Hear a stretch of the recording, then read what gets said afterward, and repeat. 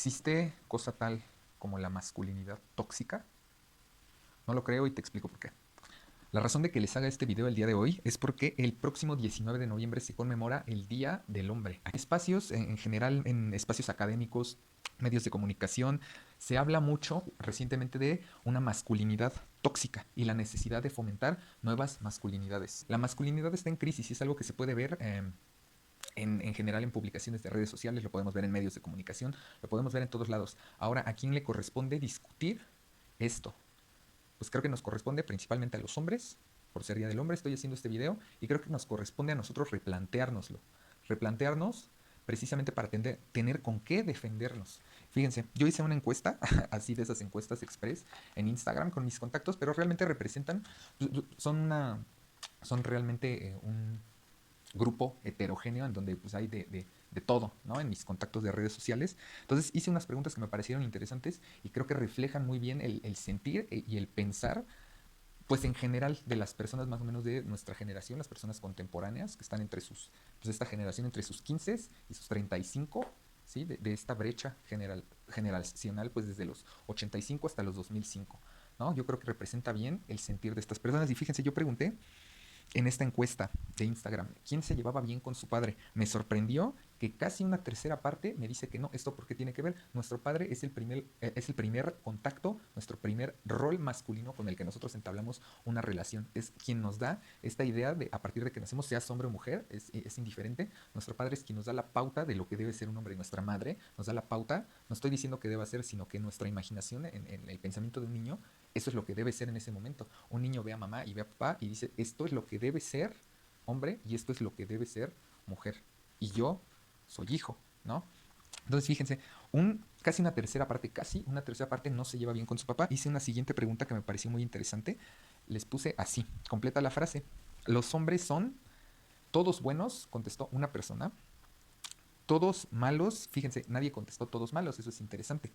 Pero la mayoría buenos contestó casi dos terceras partes, casi dos. Pero una tercera parte colocó la mayoría son malos. Fíjense, yo coloqué únicamente la palabra hombres. Por supuesto que yo si hubiera cambiado la palabra a machos, seguramente me hubieran puesto todos son malos. Y si yo hubiera cambiado la palabra por masculinos, quizás los resultados hubieran sido distintos, pero tenemos que entender que son cosas distintas y es lo que les quiero expresar y lo que quiero transmitir con este video que les estoy haciendo el día de hoy. Y fíjense, hice una pregunta más, lo cual me parece sumamente interesante. ¿Por qué? Porque, fíjense, para explicar la conducta, como les contaba hace unos momentos, es un proceso tardado. La conducta no se puede reducir a que toda la conducta proviene de la cultura, ni puedes reducir a que toda la conducta viene hereditaria por factores biológicos, ni tampoco puedes asegurar que la conducta viene de tu alma, o sea, de factores psicológicos únicamente tuyos. ¿Por qué? Porque no tendríamos dos personas actuando igual con historias distintas y tampoco tendríamos dos gemelos actuando distinto con un historial genético muy similar.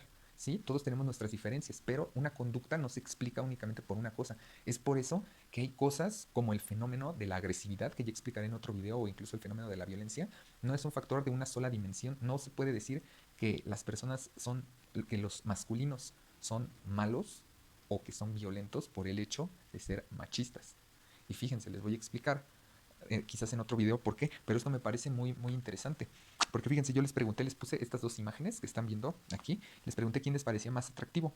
A pesar de que la persona, yo les puse estas dos imágenes, no porque critique o porque diga uno es mejor que otro, pero hay algo muy interesante, que es el aspecto visual de cuando alguien hace la apreciación sobre el género opuesto. Hay algo que se conoce como caracteres sexuales secundarios y es algo muy interesante. Hay un documental de la Deutsche Welle, que les voy a dejar el link aquí abajo, que habla sobre la influencia de la testosterona en la conducta humana. La testosterona es una hormona que tienen ambos sexos, ¿sí? Tanto masculino como femenino. Pero, lógicamente, en la mayoría de los hombres es mucho mayor el nivel de testosterona que tenemos y eso determina en ciertos momentos nuestra manera de actuar y los impulsos agresivos. ¿Toda la agresión es mala? No toda la agresión es mala. Hay agresión positiva y hay agresión negativa, si se quiere ver así. Hay agresión positiva cuando tú te defiendes y defiendes a los tuyos ante una posible amenaza. Hay agresión positiva o un instinto agresivo positivo cuando el policía toma cartas en el asunto o incluso cuando un bombero ve el riesgo de tener que tirar una puerta y entrar para salvar a una persona y dice, pues la tiro, y ese sentido de adrenalina, esa garra, ese impulso, como le quieras llamar, que te da ese nivel de testosterona más alto, para hacer cosas y correr riesgos, que repito, pueden ver este documental y pueden ver cómo tiene que ver la testosterona con la conducta de tomar riesgos. Incluso hay un artículo muy interesante que correlaciona el tomar riesgos culinarios. Un riesgo culinario puede ser comer comida muy picante con altos niveles de testosterona. Entonces es algo muy interesante. Y repito, los humanos no somos unidimensionales. Dependemos de factores externos, de factores culturales, de factores ambientales, de factores biológicos. Somos algo muy interesante para poder explicar una sola conducta. Por eso repito, masculinidad tóxica, ¿de verdad hay algo llamado masculinidad tóxica? Vamos a hacer una revisión histórica de lo que es masculinidad. Fíjate, la masculinidad tradicional, tenemos que entender una cosa. Nuestra cultura es una cultura occidental y como toda cultura occidental tenemos elementos en común que podemos rastrear hasta un origen muy similar, que es la cuna de la cultura occidental. Estamos hablando de Grecia, en específico con Platón. Debemos recordar que en esa época la psicología pues prácticamente era filosofía, no como tal psicología. Y ellos se comenzaron a preguntar por qué las personas actúan de tal manera y cuál es la mejor manera de actuar. Y fíjense, hay algo muy interesante. En la antigua Grecia, Platón fue quien por primera vez nombró lo que son los valores cardinales o las virtudes cardinales que caracterizan a un hombre, a un masculino. Y fíjense, es muy interesante porque tenemos un concepto, un término griego que es andreia. Andreia quiere decir valentía y quiere decir hombría. Ahora debemos recordar que el imperio griego después se fusionó al imperio grecorromano, después al sacro imperio romano germano, y de ahí se expandió en general a toda Europa. Y lógicamente con la colonización de América, es por eso que nosotros estamos tan impactados, tan influenciados. Sin embargo, fíjense, hay algo bien interesante. Hay una razón por la cual tenemos ciertos valores compartidos, e incluso si no tuviéramos valores morales, no estarían plasmados en nuestras constituciones. Las constituciones pues son actas de derechos que todos los países compartimos y que tienen como fundamentación pues estos valores morales, lo que está bien y lo que está mal. Les voy a hacer una pregunta y al final quiero que ustedes mismos la mediten y la respondan. ¿Hay masculinidad tóxica o hay falta de masculinidad? Les voy a leer un fragmento de un poema de un hombre, de un escritor más bien, un hombre escritor llamado Rudyard Kipling, que fue premio Nobel de literatura de religión cristiana protestante, que llegó a ser pues por ahí amigo de Conan Doyle, el autor de Sherlock Holmes. Este hombre, Rudyard Kipling, quizás lo conozcan o quizás lo recuerden por su obra más popular, El libro de la selva. Yo creo que ya se acordaron del libro de la selva, lo más vital no más. ¿Sí? Entonces, fíjense, él recoge en un poema los valores tradicionales de la moral victoriana, esta moral entre los años 1800 y 1900, en donde se le puede criticar mucho, claro está, ¿no? Se le puede criticar mucho, pero había algo que a mí me parece muy rescatable, que es el código de conducta social. El código de conducta social basado en la moral victoriana se recoge y lo sintetiza este hombre, Rudyard Kipling, en un poema que lo podemos ver como una guía de cómo te deberías comportar ante las situaciones de la vida. Y este poema se titula If, que en español es sí, porque es una serie de supuestos de cómo te tendrías que comportar sobre si algo pasara. Y les voy a leer un fragmento. Si puedes mantener la cabeza en su sitio cuando todos alrededor la pierden y te culpan a ti, si puedes seguir creyendo en ti mismo cuando todos dudan de ti, pero también aceptas que tengan dudas, si puedes esperar y no cansarte de la espera, o si siendo engañado no respondes con engaños, o siendo odiado no incurres en el odio, si puedes hablar a las masas y conservar tu virtud, o caminar junto a reyes sin menospreciar por ello a la gente común, si ni amigos ni enemigos pueden herirte, si puedes llenar el implacable minuto con 60 segundos de diligente labor, tuya es la tierra y todo lo que hay en ella. Y lo que es más, serás hombre, hijo mío. Y lo más importante, será su nombre. En psicología, cuando tratamos de modificar una conducta, una actitud, trabajamos con los ifs, así como el poema, justamente. Entonces, fíjense, estos ifs son supuestos o creencias que tiene una persona, y estas creencias determinan cómo va a actuar ante la vida. ¿Qué pasaría si todas esas personas que tú consideras machistas o malos hombres se comportaran de acuerdo a estos principios, estas virtudes de las que te platiqué? Yo creo que tendríamos resultados muy distintos. Y fíjate, hubo una pregunta que les hice en Instagram y que te quiero enseñar. Cuando yo les pregunto qué actitudes machistas has escuchado, es fácil encasillar todas las conductas en machismo. Sin embargo, el machismo no es una clasificación en sí cuando estamos hablando de conducta humana. ¿sí? Y es lo que les voy a mostrar a continuación para hacer. Tomé la libertad de separarlas en conductas que sí son machistas, recordando que el machismo es esta creencia de supremacía del hombre sobre la mujer. La separé de las actitudes abusivas, que quien es abusivo no solo es abusivo con mujeres, es abusivo con quien considera más débil, que puede ser abusivo con un niño, puede ser abusivo con un anciano, puede ser abusivo con tu compañero de trabajo que tiene un rango inferior, etcétera. Y en actitudes irresponsables con respecto a la vida. Fíjate, en actitudes machistas sí tenemos considerar incapaz a una mujer, por supuesto me dieron dos respuestas. Pero de ahí en fuera yo clasifiqué el resto de las respuestas en otras formas de conducta, que son las actitudes abusivas y las actitudes irresponsables, como por ejemplo minimizar las capacidades de alguien más es una conducta abusiva. No estamos hablando únicamente de minimizar las capacidades de alguien más, sino por ejemplo, digo de una mujer, sino por ejemplo también de un niño pequeño, de un anciano, de una persona que en tu pensamiento es más débil. La manipulación psicológica no siempre se limita. Quien es abusivo psicológico con una mujer, por lo general también manipula psicológicamente a otras personas, no se limita a su pareja. El abuso físico, lo mismo, sabemos que quien abusa de mujeres puede abusar pues en general de otras personas más débiles, ¿no? Y burlarse de cuando alguien intenta superarse, eso también es una actitud abusiva, no necesariamente únicamente con las mujeres, he visto que esto ocurre. Actitudes irresponsables como la infidelidad, no me parece que la infidelidad sea machista porque quien es infiel, hay infidelidad de ambos lados, entonces eso no es una actitud 100% machista. Al igual que no ser capaz de preparar tu propia comida o lavar tu ropa, eso estamos hablando no necesariamente tiene que ver con que seas machista, quizás tiene que ver un poco más con que no tengas responsabilidad sobre tu vida y no tengas la capacidad de hacerte cargo de tus propias cosas. Platón en la República ya comienza a hablar de las 4 virtudes cardinales, se le llama cardinales pues, como los puntos cardinales, ¿no? Por eso son 4. Tenemos las 4 virtudes cardinales que debería tener un hombre. Ajá.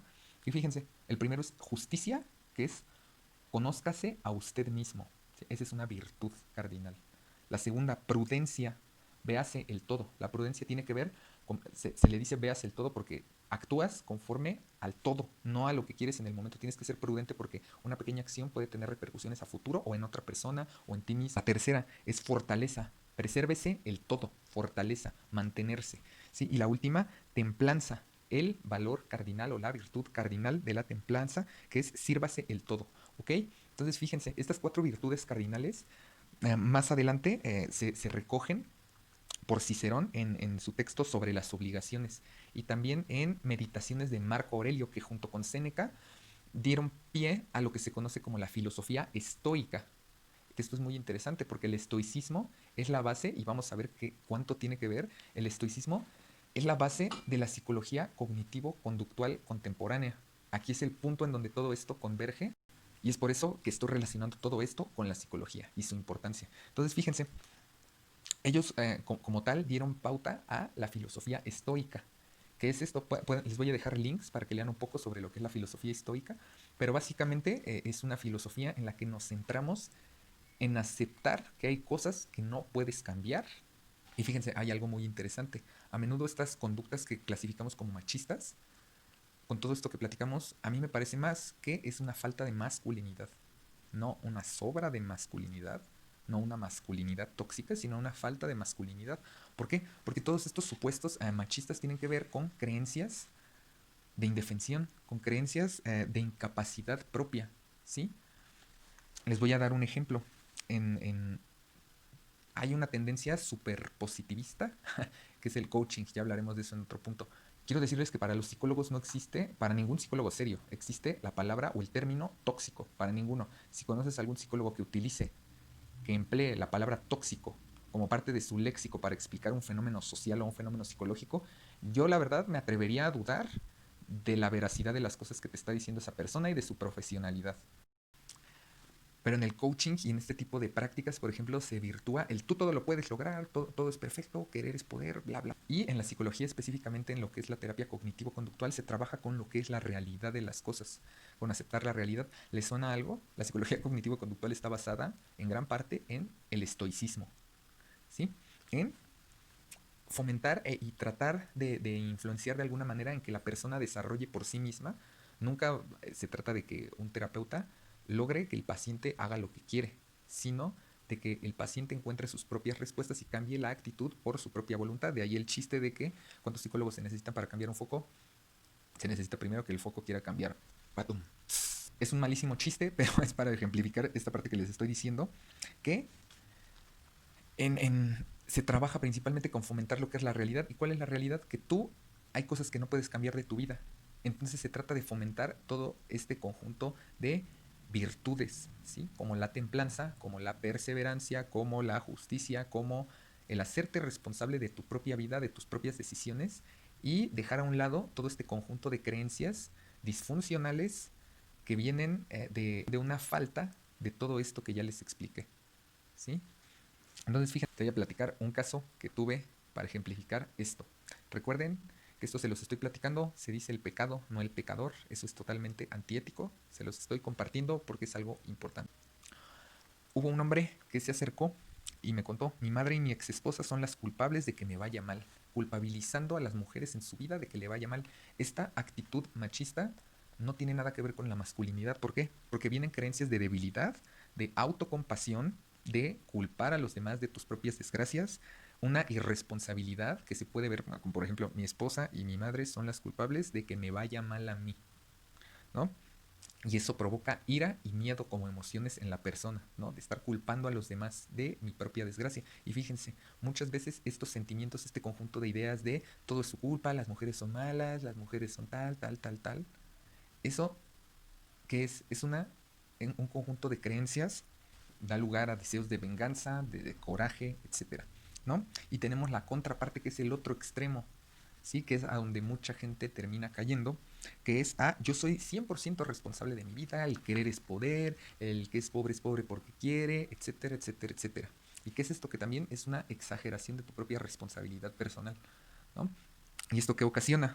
Ocasiona en primer lugar una terrible soberbia, además de que te crea expectativas irreales sobre tu vida. Si yo quisiera ser Bill Gates, mañana no me voy a despertar ser Bill Gates. Puedo esforzarme y lo voy a hacer, pero por el gusto de esforzarme, porque sé que a pesar de que me voy a esforzar, posiblemente no lo logre. ¿Vale la pena? Vale la pena. Pero crean expectativas muy irreales a las personas. ¿Y cuál es el punto medio? El que se trabaja en psicoterapia. Específicamente hablo de mi enfoque, el cognitivo-conductual, que es tratar de llegar al equilibrio entre lo real, entre lo que puedes controlar y lo que no puedes controlar. Punto. Aceptar lo que no puedes controlar. ¿Recuerdan los valores cardinales? Promover la templanza, la prudencia, la fortaleza, como formas en que la persona pueda lidiar con sus propios problemas de la vida, que todos tenemos porque la vida no es perfecta y la vida no es bonita y hay que aceptarlo. Y fíjense cómo cambia a un sistema de creencias fundamentado con esta masculinidad tradicional. La persona pensaría, mi exmujer me engañó, porque ya no le gusto. Y eso es la verdad, porque no le gusto, porque quizás ya no soy atractivo como antes, o quizás a alguien le resulta más atractivo. Mi madre hizo lo mejor que pudo, a pesar de que no fue perfecta, pero ni modo, así es la vida y la tengo que aceptar. Mi padre me abandonó y no tuve un rol paterno, un rol masculino. ¿Ven la diferencia entre culpabilizar y aceptar las cosas que no puedes cambiar? Porque la historia ya fue, ya no la puedes cambiar.